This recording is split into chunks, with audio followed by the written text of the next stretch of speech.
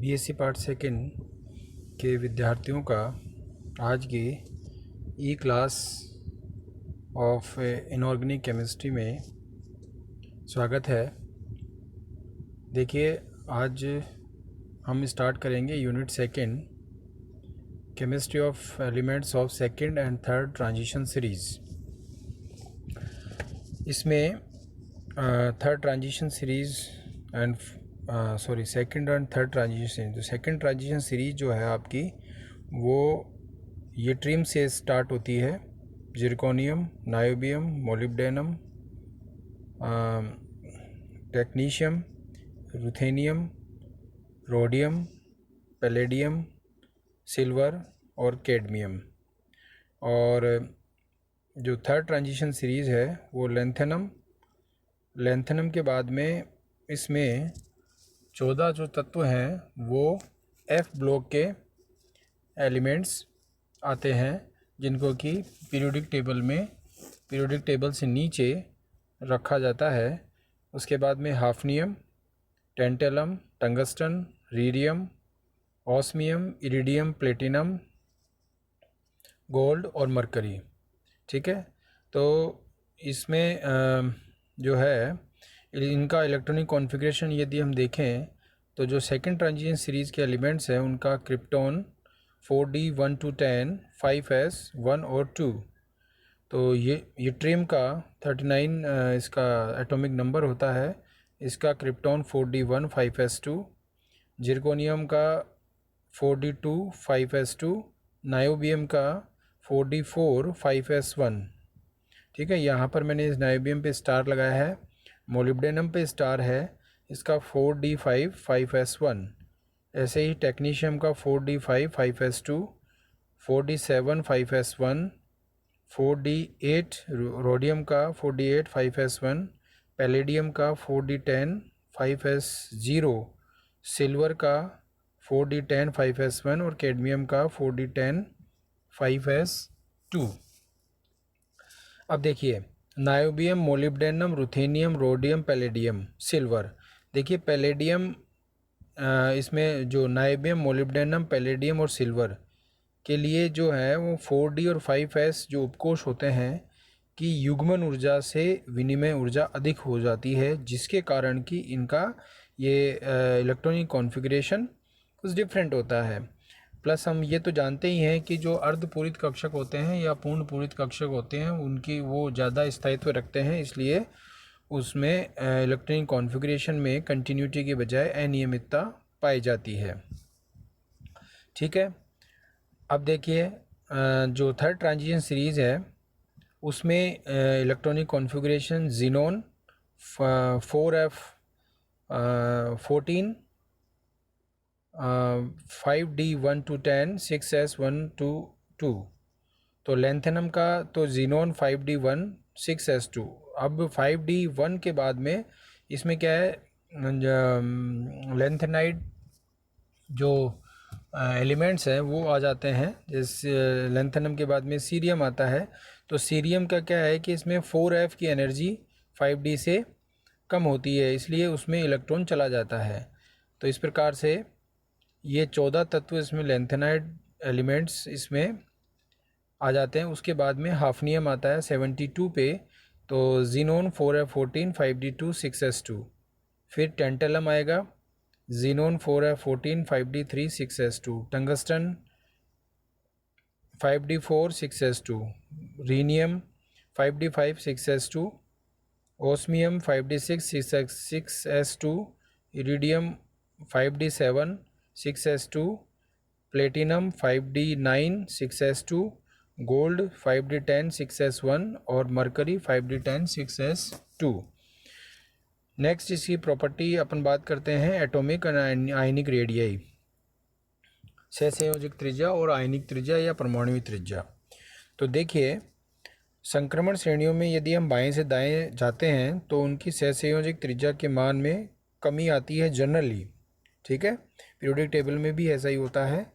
तो अब इसमें देखिए, बाएं से दाएं जाते हैं तो सहसंयोजक त्रिज्या का मान कम होता है। और इनका जो परिरक्षण प्रभाव है, चूँकि देखिए जो क्योंकि अंदर वाले डी कक्षकों में n-1 मतलब अंदर वाले कक्षकों के अंदर इलेक्ट्रॉन फिल होते हैं, इसलिए उनका जो परिरक्षण प्रभाव भी काम करेगा और नाभिक के आवेश भी काम करेगा।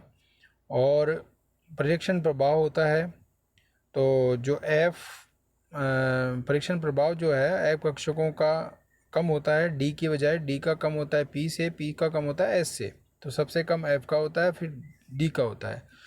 तो अंत में बाद में जाने पर इनकी आकार में वृद्धि हो जाती है, क्योंकि इनके नाभिक के आवेश का मान बढ़ जाता है। ठीक है।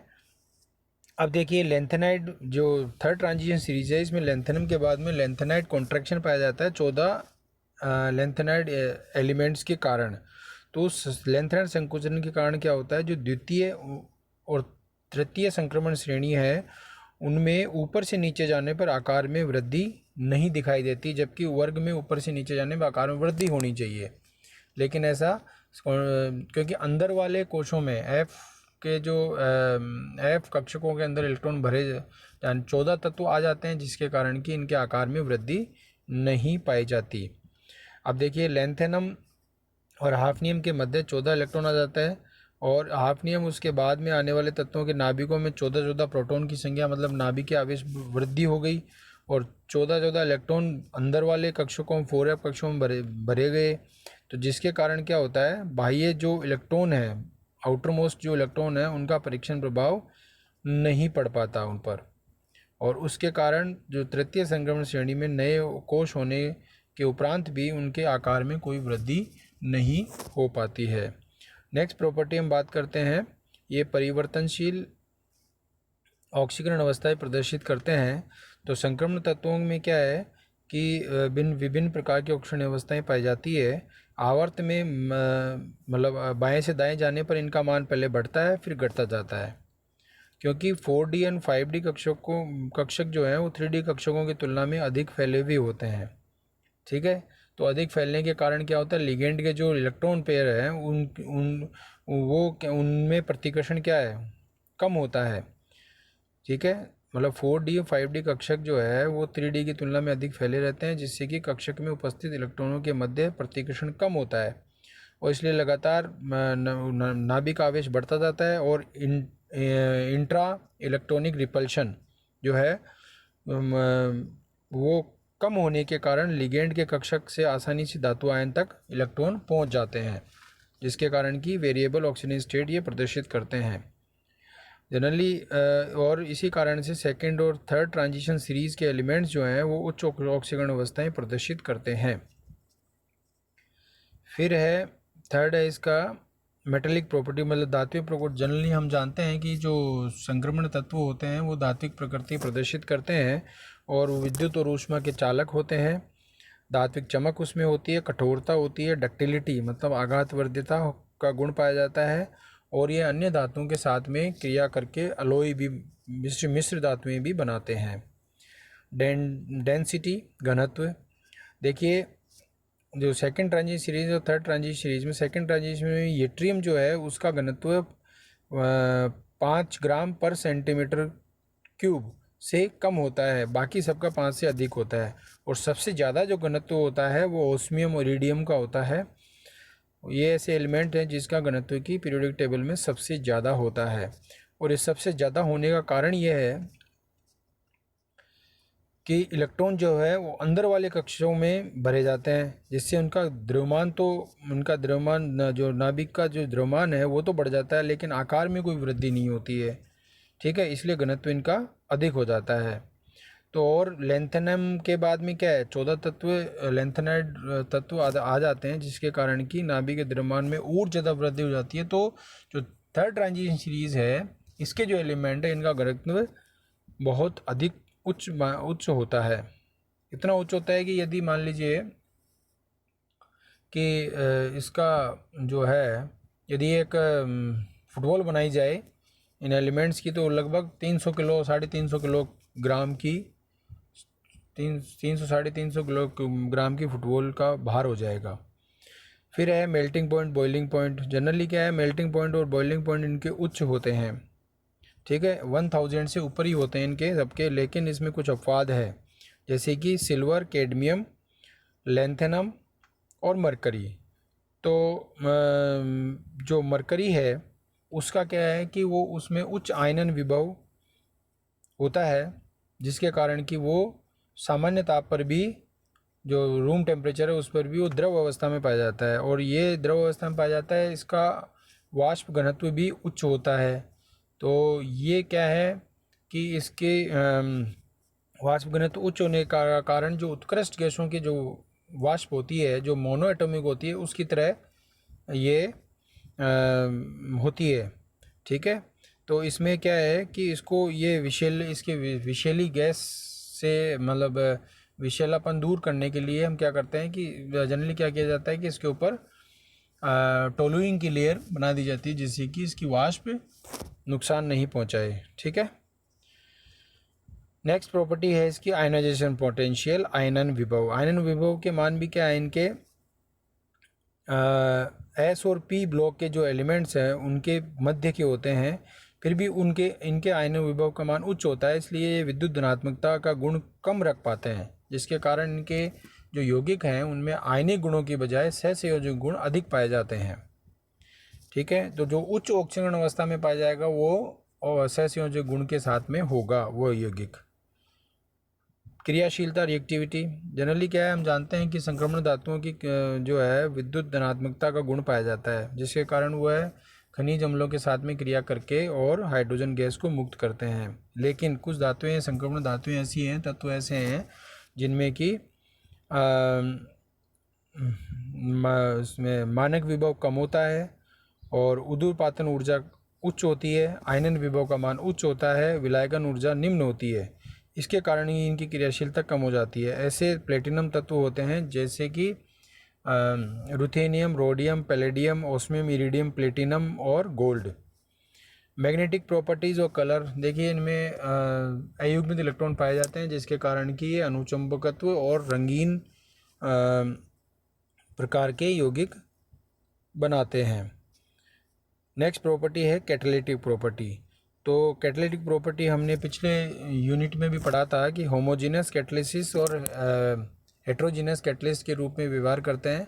तो होमोजेनस कैटलिस्ट में क्या होता है कि ये जो धातुएं होती हैं वो क्रियाकारक के साथ में क्रिया करके मध्यवर्ती बनाती है, और मध्यवर्ती के बाद में उत्पाद में जब परिवर्तन होता है तो ये कैटलिस्ट, ये जो मेटल है, ये संक्रमण धातुएं वो मुक्त हो जाती है।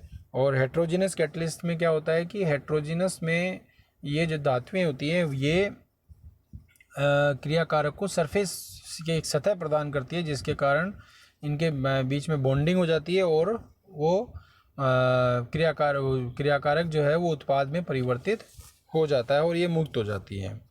इसके कुछ एग्जांपल्स भी मैंने यहाँ दिखाए हैं। और इसके बाद में हम जैसे कि इसमें अबंडेंस, इसके बाद हम बात करेंगे अबंडेंस की, मतलब इसकी ये पृथ्वी पर किस किस मात्रा में पाई जाती है। तो देखिए सेकेंड ट्रांजिशन सीरीज जो है